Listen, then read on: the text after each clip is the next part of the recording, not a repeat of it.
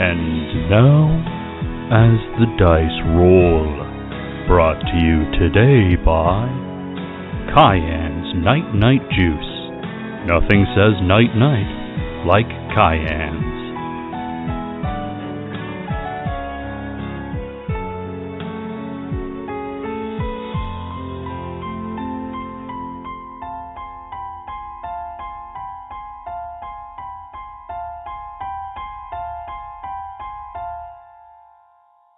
Previously on Cautious Optimism.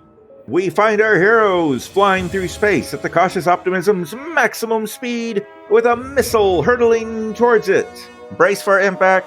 3, 2, 1. Kaboom!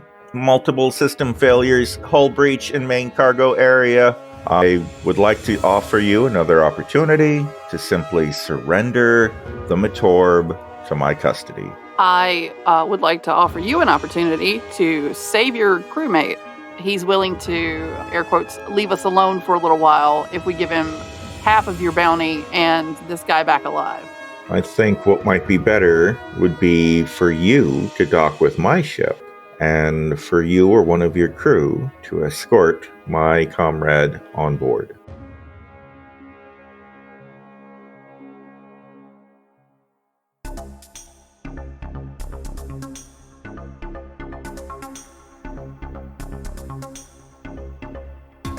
Hello, Cautious Optimism.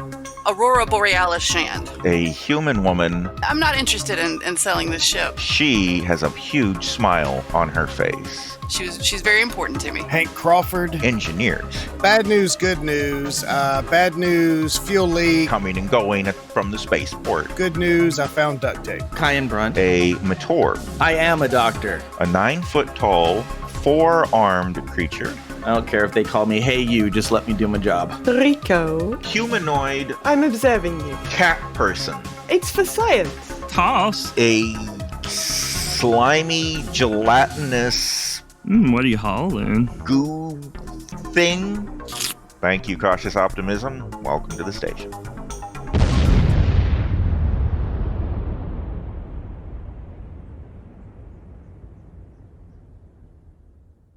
I would like everyone to make a perception check, please. Uh-oh. I missed it by 1. 5, 6, 7. I passed by 5. Oh. Fell by 1. Hank and I are looking at each other and not where we should be. I passed it by 6. By 6. Yes. All right. So Kayan and Rico, both of you, as this is all going on and as the ship are docking and everything, you notice the Bratum patient kind of turn their head a little bit as if they were awake. It's just a little bit, tiny little bit, but they are moving. I think your patient's waking up. Can I make some sort of check to see what he's doing? What should I be doing? Make a medicine check, some kind of medical check to assess his medical situation. Success by 2. So checking his vitals or whatever, or poring over your memory of Bratum physiology, you suddenly realize that he may have been awake ever since he gasped for breath. Oh, no. And just faking. That's okay. I would like to make a pharmacy check, and I would like to give him a dose of something that will keep him nice and asleep for several hours. Okay. Rory puts her brick down. All right, let's see how this goes. 12 out of 14, so success by 2. Okay. So you've given him a little night juice, and he doesn't really react, but your keen doctor skills tell you that if he was awake before, he's asleep now for sure. All right, I think the interaction goes something along the lines of like, "Oh, hey, you're up. Good. Looks like you're doing really well. Good night." And with that, The other ship is in position and waiting for you to extend your umbilical cord to it. Okay, so I attempt to do so. That sounds like a piloting role to me. Is it piloting? No, I would say this is a normal enough thing that we'll just assume that it works here. I'm like leaving like space stations that we usually have to roll for. Well, Rico, hush. I can mess this up. now you have shipcom.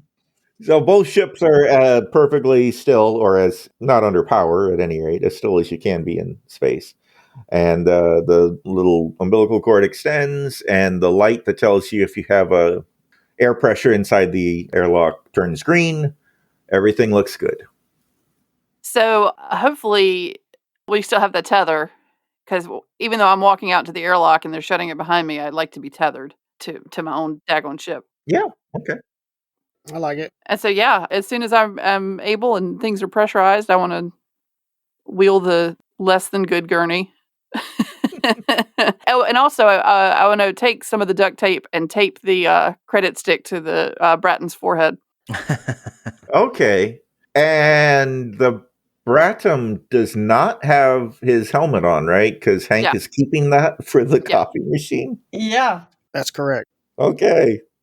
So we have a real cool sci-fi shot of two spaceships connected by an umbilical cord, and as the camera zooms in, you see a lady pushing a busted up gurney with an alien with a credit chip taped to his forehead. And I want to yell out, Captain, make sure you kick the faulty wheel or it's going to hang up on you. Thanks, Hank. It has been squeaking. And she's going across the bay.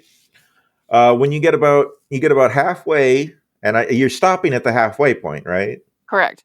And then you see the door on the other side, on the other ship, airlock door opens, and a person wearing almost an identical suit to the one that you have on the gurney now, but he has his helmet on, appears in the door. He has a laser pistol on his hip, and his hand is right over it, but he's not touching the gun at the moment. Mm-hmm. And he begins slowly walking towards you, slowly walking. I say, you didn't bring a gurney? How are you going to carry your guy back? The helmet just shakes left and right, because that's universal, I guess, for no. Okay. He gets close to you, and then using his left hand, he picks up his friend and puts him over his shoulder, keeping his right hand by the pistol all the time. And he starts slowly backing up, still looking at you. I do the same. I back up with the gurney. With the gurney, all right. And as he gets almost all the way back, he uses one of his other two arms to whip out a concealed laser blaster and takes a shot at you. Oh, thank God I got this gurney. That's a big deal because Bradham don't acknowledge their lower two arms. This is a pretty big deal situation as well. But yeah, culturally, that's a taboo. Now, I have fast draw. You have faster. Are you going to take a shot at him? If I see him take a shot at me, I'm not going to let him get a shot off if I can stop it. I mean, he's fast drawing too. Let's just go ahead and say both of these shots happen at exactly the same time. All right. Let's roll. I just made it.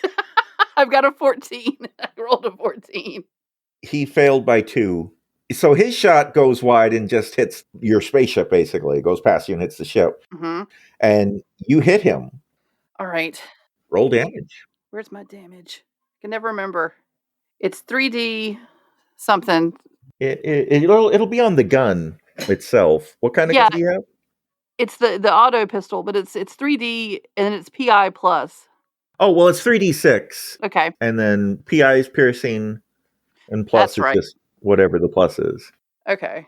16? Yeah. Okay, I have woefully underpowered my badass bounty hunters. These guys kind of stink. Okay, so he missed, and you shot him square in the chest.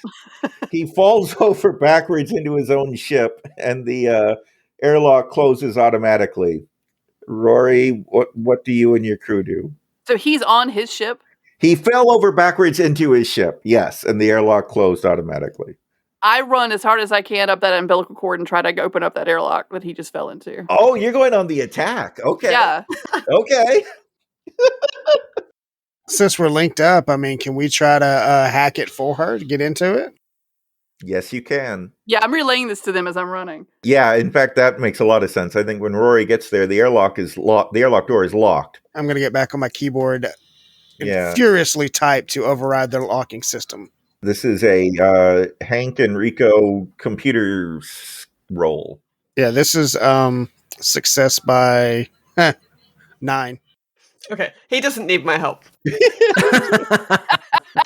you got it. Rico's still just trying to like fish her iPad out again because she's put it down somewhere, and like in the meantime, Hank's like, oh, like whoa, Eureka! There was something on the counter that she had to stop and knock off. yeah. Before she could She just got she's still very upset about this whole coffee situation, so she's probably like trying to work out what we're gonna do with the helmet to make the coffee situation. Like she's engineering some coffee solution over in the corner. It's fair. Who knows? It's totally fair. You're like, hey, there's some life and death stuff going on over here. Okay, you're busy. Yeah. Yeah. Hats, man. All right. The door opens, and Rory, you see both of the badass bounty hunters on the floor. The captain is getting up, but he's badly hurt. And Shoot him again. I shoot him again. okay, My intention is to kill him. make an attack roll. Give yourself a +2. Make what you need to hit is 2 higher than normal because he's prone. Okay, now this isn't fast draw. This is just gun, correct? I think so. So I succeeded by 5 normally, so I succeeded by 3. All right, roll damage. 4. Okay, he is not moving anymore. I shoot him again. Wow. She wants him really, really dead. Actually dead. Totally dead. Am I safe to assume that he's dead? It seems that way. I mean, you could call your doctor over to verify it, but he's not moving. And I won't make you roll for if you want to shoot him again because he's a stationary object now. Well, no, you may want to make me roll because I want to shoot the other guy and kill him too. Wow. Okay. I mean, but he's asleep. He's drugged to sleep. So yeah, that's. Oh. No, he's dead now. Fucking hell. yeah, I succeeded by 9. All right. Roll damage. People are going to learn to not come on my ship and shoot at it Yeah. and threaten my friends. And so let's see. And that's for 8 damage. And he was just barely patched up. I mean, his heart was not beating a few minutes ago. So yeah. Okay. You very coolly have shot them both in the head, I guess. I mean, that would be where I would assume. Yeah. Okay. Yeah. It looks like they both have big holes in their heads now. Okay. Yep. From where I'm at inside their ship, what can I see from where I am, like layout? Because I'm looking for somebody else on this ship. Okay, so this ship is it's smaller than yours. It appears that you're in their airlock room. Also, kind of doubles as what would be a cargo bay, but it's a very tiny one. Mm-hmm. And it looks like there is a hallway that goes down from. Imagine like a train, right? Where the hallway is like on like one side, and then there are rooms to the right, but the hallway just goes straight all the way down to the end of the train. Mm-hmm. It's like that, and all the way at the end is the cockpit, and it looks like there's 2 rooms between you and the cockpit, off to the side. And I want to relay back to the rest of the team. Hank, you might want to suit up and come over here and start looking around. I'm going to go clear the other rooms for threats. Yeah, I imagine I only took my helmet off earlier, so I'll do that. All right. So as Rory goes down the hallway, and you peer cautiously into the first room, And that appears to be like an engineering room. Mm-hmm. You see controls and whatnot for the engines and mechanics and stuff. And make a perception roll. Success by 4. You notice that there is a blinking red light on one of the consoles that catches your eye. I would like to go and examine that light. You're hindered by the fact that you don't speak Bratum, so all of the words and labels don't make any sense to you. I call back to Kayan. What's up? What's up? So there's a lot of Bratton written on this ship. Is that something you can read? I should be able to, yeah. Can you get over here safely? Is there atmosphere in the connecting thing? I'm assuming so because the guy didn't have a helmet when we came through. Yeah, it's pressurized. Okay, so yeah, he'll go to the other side. He's kind of shocked to see the status of the 2 Bratum bounty hunters, but realizes there's not much he can do about it at this point, and he's going to go join the captain in the cockpit. After you worked so hard to save that one guy's life, seeing a hole through his head must be really frustrating. Well, just the loss of life in general. Yeah. Yeah. Like, he understands why she did what she did. Like, he's not going to put his moral values on somebody else. He did what he could to save the ones that were under his charge. But there's that kind of satellite guilt of being the reason why this all happened. I get that. And the captain is open to you lecturing her about it later. Right now, I need to know what that blinking red light is saying. So he's going to look. What is the blinking red light labeled? It appears to be an auto-destruct. Can we tell how much time is left? Yeah, there's about 60 seconds left. Oh, dear God. It looks like this was something that the bounty hunter guy set before he went out in the airlock as some kind of failsafe if something went wrong. Sure. I mean, it makes perfect sense. So I'm going to look around really quickly to see if there's anything that we can pick up and take back with us. And I'd say that to Kayan. Look. Well, Hank's over here too, right? Yep. Yeah, Hank's gotten there, yeah. We got 60 seconds. Pick up what you can. I'm going to grab the thumb drive off the forehead of the guy. The shipcom, get ready. The second we get in the airlock, we need to get out of here. Okay, make perception rolls. Might I offer a suggestion, Captain? Make the suggestion as I'm making the perception. We've already instituted the program. Surely the Trojan horse can handle the auto-destruct. I tossed the thumb drive to you. I succeeded by 4. My perception. I cram it in the USB slot. All right, it starts processing. The problem is it may not be fast enough. You know what I mean? Like, it takes a little bit for the program to execute and get past the security features. Well, then I can lean on my hacking skills and try to speed it along since I'm at a terminal. All right, let's make a roll. 6, 9, 11. Success by 5. And I succeeded in my perception, Todd, by the way. All right, success by 5 and perception proceeded. Okay, so By 4. By 4. So as you're doing all your hacking things, the ship does start powering down. You hear the engines go offline, the lights go off, all kinds of systems are shutting down. The red light is still blinking. Okay. And as everything is shutting down, you hear a door go whoosh. And Rory, with your excellent hearing and perception, you hear the door in the room next door. A door opens up and you hear something or someone go, "Raraba," from that room. What the heck is that? I run over there. My gun's still out, but I run over there. The other room appears to be a detention area, like a little prison. Mm-hmm. And there are 4 cells. All of the cell doors have opened at this point. And one of them was occupied by a little 4-foot tall purple life form that you don't recognize. And it's looking up at you going, "Rrr." So I hold my hand out to it to see if it'll take my hand. It grabs your hand and points towards the airlock area and goes, "Rrr, rrr, rrr, rrr." Yeah, no, we're headed that way. Let's go. Everybody, let's get off this ship. "Rrr, rrr." And take off running. Yes, we're running off. Was there anything laying around that we were able to pick up? Anything laying around? You know what? Yeah, I imagine he'd have some weapons laying around. Yeah, anything that wasn't bolted down that we could put in our arms, we're stealing. We're straight up looting this ship. Yeah, I succeed my perception by 4, so Oh, okay. Any medical equipment would probably be what he would be looking for.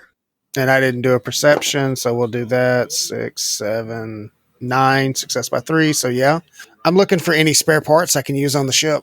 Okay, so there was a laser pistol Ooh. that you all saw. Any of you could take it if you wanted.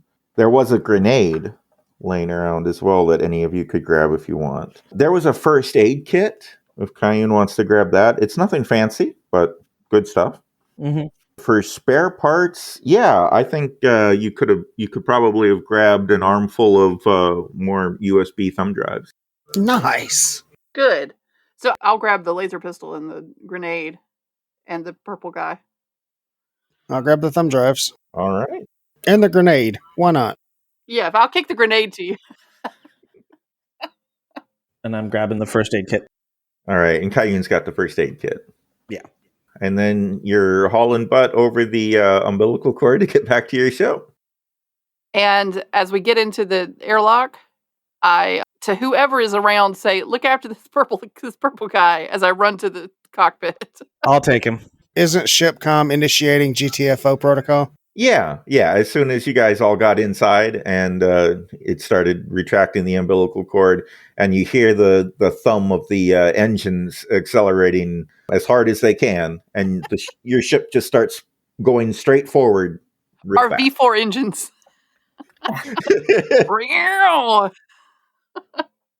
Exactly. And a moment later, ShipCom reports, the other vessel has exploded.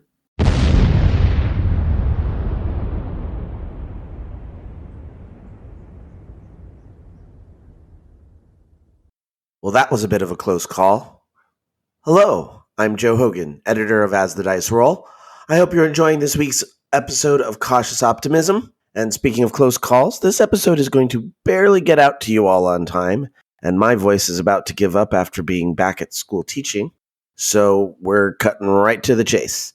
The Todd Quote t-shirt, which says, "The GM's incompetence does not equal player success," is now available on the Geek to Geek Media website.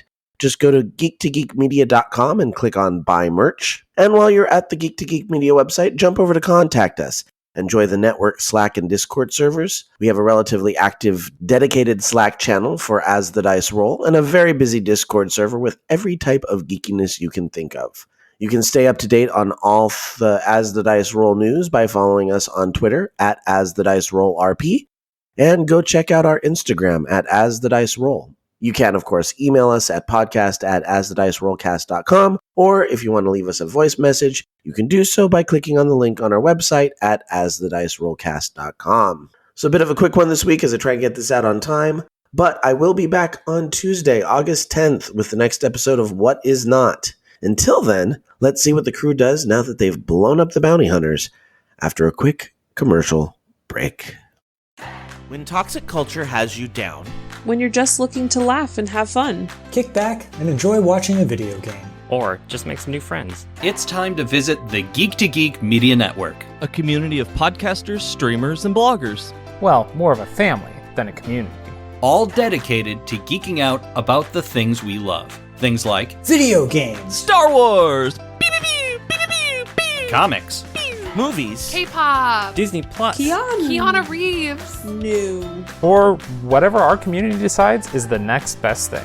That's right. We have a great online community on Slack and Discord where we chat about our weekly geekery with listeners and viewers. And each other. Yep, and each other in real time, and we can't wait for you to join us. So come check us out at geektogeekmedia.com. And escape toxic fandom for something much more... Keanu? Yes, Keanu. Well, that takes care of that problem. That is good. New problems include, we have a fuel leak in the cargo area. We have an oxygen leak in the cargo area. We have a water leak in the cargo area. Basically, the cargo area is messed up. What's the nearest planet we can get to? And what's the status of the computers? Are any of them safe? Unknown at this time. I assume they were in the cargo area. I mean... Maybe they haven't been leaked on by the water. They don't need air. I mean, they might be in space by now. Where They might be. We've just like left them. We don't know. Kayan strapped them down pretty nicely. With everything going on in the cargo hold, I'm afraid to introduce oxygen to that environment. Yeah, no, I think we need to land on a space station or the nearest space station or nearest planet and Asteroid even. do some repairs. So, Shipcom, please chart a course for the nearest safe space. Using the long-range scanners, which I have recently upgraded. You are welcome. Good job. Detecting one brown dwarf with a single planet orbiting it that has an atmosphere that you organics could breathe. It is the planet Kran Labadu. It is uninhabited according to ship records, but I am detecting activity. I am detecting multiple energy signatures on the surface. There does appear to be an unrecorded settlement on the planet. So, let's definitely land close to that, but not at that. We'd like to find a place, like maybe behind a nearby mountain or some sort of geological feature to set down behind.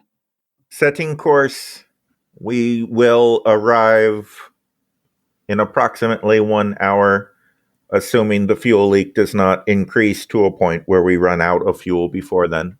All right. Quit flirting, Shipcom. We're going to go check on there. We're going to go do the fuel leak. Yep. Ah, gosh. So. Flirting does not compute. Mm-hmm. So I confirm that course and then go back to where everybody else is. Seems like we need to get this fuel situation under check, Captain. Yes, we need to fix that, figure out what we need to do. We're going to be landing in about an hour. I would like for someone to tell me what this purple guy is. What's his deal? I would like to know if I know what that purple guy is. Let's make an IQ check. I succeed by, I think it's going to be by 2. Yes. Yay. You are very confident that you are familiar with all of the species of the League of Planets. The purple guy is not any of them. Wherever he's from, it's from outside the League of Planets. Okay. So I don't recognize the species at all. How much does Caillou know about the world beyond, Bratum and the League of Planets? Probably nothing too far out of the scope of the League of Planets, because that's where his education would have been. Well, what about Rico? Rico knows about all kinds of stuff. Rika might know more. She's she's curious and interested about stuff. Rico, make an IQ check. IQ or science? Oh, either one. Science would work. Science? Oh, no, 16. She missed. She doesn't know. Yeah, it's a mystery. So what's the little purple guy doing? He is looking around. Are you guys in the airlock still, or where? No, I figured we had all returned to our respective stations to unload the stuff we stole. Okay. I'm guessing I took the little purple guy with me to the med bay to kind of make sure he's okay. And I'm guessing that as Rico saw an exciting new life form being dragged through the ship, she stopped messing about with this coffee problem and has followed Caillou and the purple guy into the med bay and is sort of poking at him and making notes in her iPad. And gosh, this is terribly interesting. Where did you find him? He was in a holding cell. What is it? Does anybody know? I don't know. Oh. I've never seen it before. What does it make? Hello, do you make noises? Do you speak? Oh, you do make noises. That's exciting. I didn't understand that language, though. Kayan, have you ever come across one of these? I've never seen one of these things before. A whole new life form. How exciting. I need to start a new folder. I'll be back in a minute. It understood. It took my hand and gestured toward the airlock. Oh, so it understands about companionship and it understands about sort of interacting with other beings. That's a good start. Not least because it is now on our ship. Well, and I think it understood that the ship was going to self-destruct. It starts pointing at its body. It's in underwear at this point. And it starts pantomiming like putting on pants and a shirt. Oh, apparently it wants some clothes. Do we have any? Do we have any clothes that'll fit it? I don't know. They're not having mine. I'm using them. Kayan, you must have some, I don't know, medical robes or something. He probably has, at the very least, like, because he kind of wears, whatever space scrubs look like, and I guess he would have like a t-shirt. I mean, the guy's about half his size, so he could just kind of wear it like a. I feel like the guy's like a third his size. Well, you said 4 feet, yeah. Yeah. Okay, you're right. Yeah, so a little shorter than half. Oh well, 4 feet. My clothes will fit him. And I'm saying guy and him. We don't know that they even have a gender. So yeah, we are misappropriating their gender. We are. All right. So I go and find like just the smallest of my like t-shirt and shorts that I have somewhere on the ship. Okay. And offer them. All right. They'll be a little bit big, but it accepts them and goes ahead and puts them on very, very happily. And then it starts pantomiming, like putting something in its mouth and chewing. Oh. Do you know what you eat? What sort of... Oh. Do we have any rations? We do. Yes, let's just give him a selection of what we have to offer. It looks over the various rations you provided, and it very glumly starts nibbling on one. Okay. I feel you, guy. I feel you. It makes a hand gesture where it's holding up like 3 fingers and shaking them up and down. I think he wants whiskey. I mean, don't we all? I know. Is he asking for dry glazer? Is that what he's asking for? Does he need 3 glasses? All right, let's see. So yeah, I just grab some water and offer him a cup of water. He takes it and drinks. And then he finds a chair that it can get up on and sits down and it's just sipping its water or eating its little granola bar and looking around at you all. Great, we've got a kid. All right. Well, I think we need to help Hank with this fuel leak. Yeah, so while this has been going on, Hank, what have you been up to? I'm assessing that fuel leak and seeing if I can figure out any way to fix it since I just used the last of our duct tape. I mean, from looking at the computer readouts and stuff, you can see the leak it's in the docking bay, or not the docking bay, it's in the the cargo bay. Okay, yeah, so I'm going to have to keep my suit on and take a tether with me to address the situation. All right. You can go ahead and do that. While he's rolling, I'd like to just point out that if he used the last of the duct tape to duct tape the little file thing to the guy's head, then it was that really gross end of it that's like attached to the roll, which I feel is like a major sign of disrespect. Like, I just want to throw that out there. Like, well done, group. That was. You're like, if they had lived, they would have been really upset at the gross stuff. Yeah, they would have been offended. They would have been very offended. They were probably more offended by the fact that they were both shot point blank range right in the head. And then blew up. And then blown up, yeah. Although they blew themselves up. Strangely enough, though, Rory's going to sleep really well tonight. Although I am concerned if we're now canonically out of duct tape. That's like... That was a little tongue-in-cheek. I don't know how much duct tape's on a roll, nor do I know how much is going to be needed to fix this. And I assume I only needed about a 6-inch strip to attach it to dude's forehead, so... Well, yeah, if you guys need more duct tape, we can try to find that. You're probably going to need more than duct tape to fix the hole in the spaceship, though. So yeah, I'm going to grab my mobile toolkit and take it with me. I'm going to take a tether with me. I feel like I should call for backup. So, Hank calling Rico. Yes. Any chance I could get you to meet me at the cargo hold for an assist in case things go south? But there's this interesting purple thing. You want me to leave the interesting purple thing? I did find a way to make coffee, so, I mean... Oh, okay. Right. I guess the purple thing will still be here when we've fixed the ship. Yeah, okay. I'll come over. Yeah, come help me, and as soon as we're done here, we'll go get some coffee. Yeah, all right. I'm in. She very reluctantly leaves the purple thing.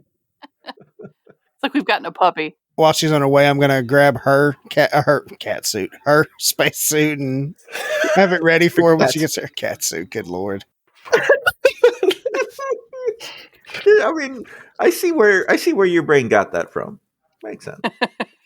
I think she's already wearing her catsuit. I think that's kind of that's kind of attached. Yeah. Cool. Okay. Well, I go and get ready to go and be assistful. Okay. All right. You guys get all suited up and everything, and then you are entering the cargo bay, right? Yep. All right. The bulkhead that was blocking it off opens up for you, and as you do that, you feel a pull as oxygen from the ship starts getting sucked into the bay and then out into the vacuum of space. So you very quickly step forward and reseal the bulkhead behind you so that you don't continue to lose oxygen and whatnot. And as you look around, there is the entire right side, starboard side wall of the ship is just gone. And this is a huge hole. And there are exposed wires and cables and pipes and stuff all over the place. You very quickly see a large tube running through the wall into where the hole is, and then it is venting something out into space where the tube stops being a tube. You do see all 10 supercomputers are where they're supposed to be. They're all strapped down, but they are covered in, I don't know, some kind of char or something. You don't like residue from the explosion. I don't think duct tape is quite going to cut it, actually. Do we have any more of those vinyl decals? I was just thinking that. I'm like, what is the status of our outside vinyl decals? Oh, dear.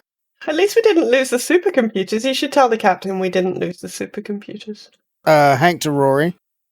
Go ahead. Another good news, bad news situation. Bad news, there's a hole in the side of our banana bread. Mm. Good news, the computers are still here, but they're covered in just a bit dusty. It's all right. They'll be fine. It'll buff out. How big is the hole? The hole is quite big. I mean, like the whole size of the cargo bay. Oh. Yeah, it is floor to ceiling and almost as far left and right or whatever as the cargo bay is. Essentially, the cargo bay doesn't have a wall right now. Okay. Our inside cargo bay is now an outside cargo bay. like a screen. We could put like a screened-in porch or something out here. Yes. Gotcha. Probably not entirely advisable, but yeah. Well, see if you can stop the bleeding until we land, and then we'll go from there. All right. Yes, I do think that's probably fuel that's escaping over there into the big vacuum of space. Yeah, it's not good. All right. I need to assess the situation to see if there's any type of suitable repair I can make to keep us from being dead in the water. All right. That sounds like a roll. Yeah, I'm going to lean on my mechanics. That sounds good. Mechanical diagnostics and that kind of thing. And, oh no, that's a 12 of a 12. Okay, well, you guys, you win on a tie, but just barely. So, I mean, looking at it, the best idea that comes to you is to somehow try to weld this tube shut. Like, Whoa. Okay, you know what? I keep thinking of fuel like gasoline, but I forgot these are chloro drive engines and they operate off of photosynthesis or whatever. Yeah. There is a yeah. Then I did say I grabbed my tools, and in my tools I have a welding kit. So okay, so this is a thing you can do. You'll need to make another mechanics check. All right, grabbing my welding gear and attempting to apply weld. All right. Whoo! Success by 1. Whew. So after several minutes of working, you've basically put a Band-Aid on the tube. You've welded a little Band-Aid onto the tube, and it does not appear that anything is escaping it anymore. I'm gonna remove my welding helmet, wipe the sweat. Oh, I can't wipe the sweat from my brow. I've got a helmet That on. might be a bad idea at the moment. We are not in a pressurized environment, so I would advise against that. All right, I guess Rico, drag me back to the door so we can get out of here. Sure. I will do that thing. All right. And when you get back inside, Shipcom comes over the intercom and says, fuel leak has been stopped. We are approaching the planet. Captain should report to the bridge to pilot us down. Shipcom, I'm right here. Okay.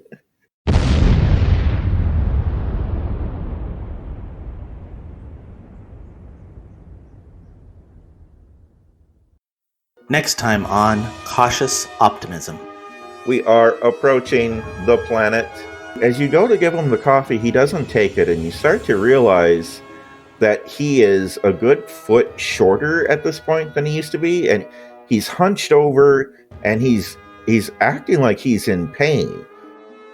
My computer did not find a match for this creature.